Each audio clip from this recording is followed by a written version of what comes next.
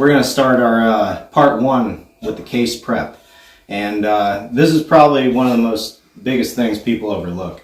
So building our nice perfect OEM unit, we're just going to go over some simple things. If you're doing this at home, you may not want to take the time and effort to go get your case sandblasted or whatever. We usually paint them. That's okay to do as well. Like I said, we're just building a really nice OEM unit. So if you want to get your case blasted, do so. If not, it'll be just fine. We're going to look for a lot of stuff going on here because there is stuff going on here. Most people are going to focus on all the vein work here. That's really not anywhere close to what we even want to look at. You want to inspect for any dings and stuff, but naturally if you've had a failure, you just pulled this thing out, it's very unlikely. So some of the biggest things we want to look at are the orifices in the transmission. There is one here in the fourth accumulator in the case. It's a little brass, very small orifice. That should be free of debris, unclogged, very, very clean. Everything should be clean. Another couple things we want to look at is the check ball down here for reverse, for low. That doesn't necessarily need to be there. There will be a little bit more of a harsh engagement if it isn't. It isn't a make or break thing. So if it's there, you might as well leave it there. If it's not, don't worry about it. A couple of the other things, inspect your park pawl, turn it over. Servo, huge area to look at. This is probably the biggest overlooked thing. So we got to check case capsule and check ball. And we also got a bleed orifice in here, along with the pin bore itself for the servo pin. These, I cannot stress, are a big reason all you guys fail third gear, or maybe even part of it. That check ball has to seal and release. Plugging it is not a great solution. It's very backyard. Don't do that. If it does leak, just put a new check ball in and capsule. It's pretty easy to remove with a 3/8 drill bit. You got to be savvy with it. If you aren't savvy with a drill and a little finesse, find somebody. Otherwise, the bleed orifice is the same as the fourth accumulator. Little tiny brass plug, tiny hole. Make sure it's clean and clear so the blind bleed can vent. Some of the other things just on the side, inspect your thread holes and stuff like that. Make sure there's going to be no aggravation when you're installing it. Good vent tube, etc.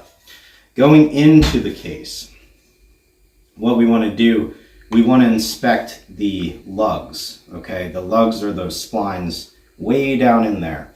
Hard hits have a tendency to beat them to death. Ours are in very, very good, almost new condition. This is what you want to look for. If for some reason those lugs are not in great shape and they're not too far gone, you can always install something that is very commonly used in the industry. I believe I have it somewhere here. It's called a case saver. And I will have to grab one. Oh, here it is. I'm building out of piles, so forgive me. This is called a case saver. Okay, this is a piece we actually install in every unit. It's a great piece. It's been around forever, and it saves your lugs. So there may be a little noise, a clack when you put it into gear. Perfectly normal. It just floats in there. Don't be alarmed. But it's much better than the factory spring clip, which I don't have and I won't be using. But you will encounter that when you take out the low roller. Otherwise, our case is good to go. And what I'm going to do is put it on the hook. We are going to install our low piston.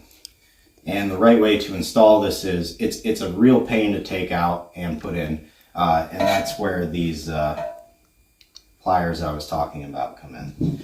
So the key point here is right there. That's your keyhole. That keyhole is to my right in the case. That's where it goes. You can feel it when you kind of set it down in there and wiggle it around a little bit. Then you're good to press down on it with this tool. Okay? Then we install our spring cage and our snap clip. So I will get it on the hook and demonstrate. And if you have a transmission hook, awesome. If you don't and you're working off a milk crate or something like that, that is doable too. I've done it. Many guys have done it, but the hook makes it nice.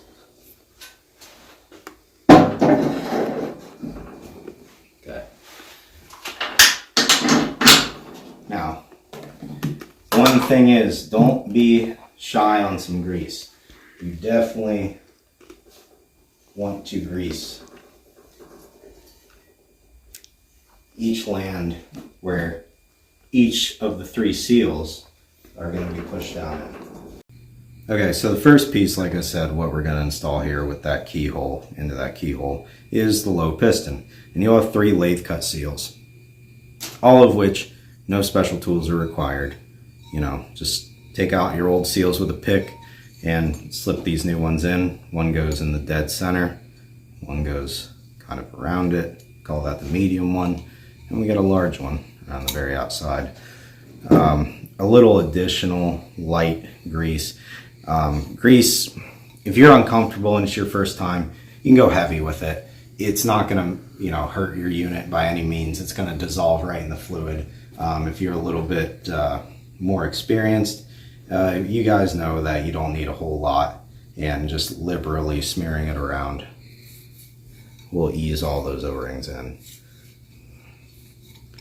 So I like to just grab it, you know.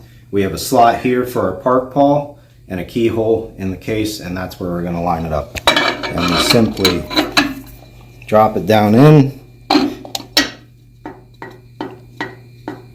And if you hear those little clacks, everything matches up. I'm in the keyhole. That's what noise that's making. This at the point is where we take our specialty tool. It can go on any lug. Does not matter. Be light with it. Give it a couple spins and ease that piston down. It should not take very much turning at all. If it is getting to be a little forceful, stop, pop it up with a little air, and start over. Reline yourself. Once you feel it hit bottom, at this point it's time to move on to set your spring cage in, your return cage. Just goes in there like that. This is where you reset your little spring compressor and put it back in. Now, upcoming, me putting this clip in is going to be a little hard for our cameraman to capture because it is such a tight area and I need a bit of room. But the clip definitely will take you practice if you are new to this. Even experienced guys, and I do once in a while, I struggle very bad sometimes with this. You can press the spring all the way down. It should be virtually flush with your new bushing, which I'll talk about in a little bit. You can install your case bushing before or after this. It does not matter. The straight pliers are handy for putting this in, and the hooked pliers are handy for taking this out. What I like to do is slip that in there in a spot I can access, using my index to push it towards my pliers, and there it is. It's okay to, you probably won't get it fully seated and you'll have to poke and push. It's also okay to nudge it over a bit with your pliers between 2 lands, any 2 lands. So it's not so bad. Even the professionals struggle a little bit. It is a very tough clip to get, especially for a short guy like myself. And all we're going to do is release tension. And there we have a really nice low piston, all refreshed, good to go. And we just make sure your park pawl still moves. You will have to undo your linkage to get that out and in as well. That's why I've had this thing completely stripped. Now moving on, the linkage, we will assemble that. Now right after the low piston, which we just put in, we're going to flip the case like so. And we want to install this manual shaft seal here. And the easiest way I found to install this is just use a 13mm socket to tap it in.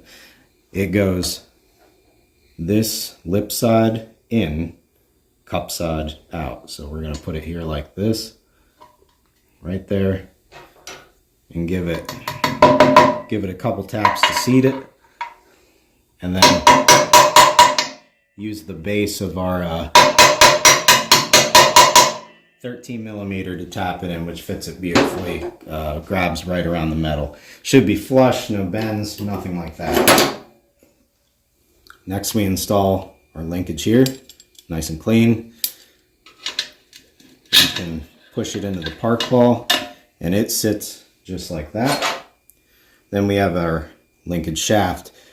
This is for a truck or a GTO. If you have a F-body of some kind, Camaro, Firebird, things like that, you will have a shorter one. Don't worry, it's normal. It has to do with the type of shifters the cars run. So we just want a little grease. We don't want to damage that seal. Should be a relatively tight fit. You want to leave it hang out a little bit.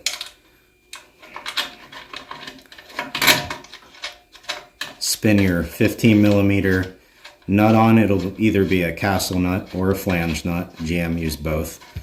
I'm not sure of the reason, but it's just something I've noticed. And this is the only time your 15 millimeter wrench will come in handy. You just want to give that a tighten. Don't go too awful tight. It's not going to come apart later down the road, and you certainly don't want to mushroom the pin because it'll make it a pain in the ass to get out. Give it a nice snug and that'll be good enough. And the last piece is our spacer clip, which simply pushes on with your thumb. Check your action and we have a great park ball.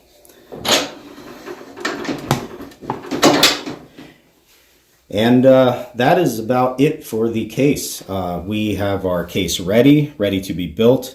Our rear bushings in, which, you know, that's something that should be done either before or after the low piston. Low piston's in, proper sealing, and we have our linkage shaft all sealed up. And that's all it takes to prep a case. As you can see, it's a bushing, piston, a couple seals, and your linkage shaft, and a proper inspection. Next, we're going to move on to the most important piece, in my opinion, of the transmission, the front pump. So stay tuned for part 2.